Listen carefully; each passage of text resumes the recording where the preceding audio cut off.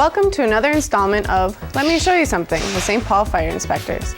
Each year we inspect thousands of homes and witness safety hazards in far too many. Stick around and see how you can be your own 24-hour fire inspector. Iya o che kunya ya lương đời tu lúc giá ra các lúa. Cho sông dễ lấy cầu sáng lúc che kunya lương đời lúc giá ra các lúa. Có lúc giá bờ rong lên nó. Cho cụ khao các bạn chị.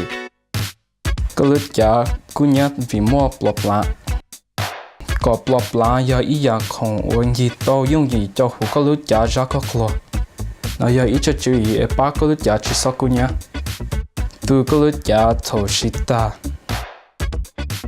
Cho giá thầu sĩ có yêu chỉ sẽ tu cả nó bởi chỉ chua cho lúc giá ra các lúa. Tu lúc kỳ chua ở cho đầu sáng dầu. Tu ít buồn gì từ lúc giá khá hú sĩ. Sĩ cả lâu ở nên rong lên nó. Dòng tua có lúc giá ổn định có một sáng dầu ở lò một bự. Bây giờ sẽ hạt khả năng bắt đầu có khi có chạy nên nhỏ dòng.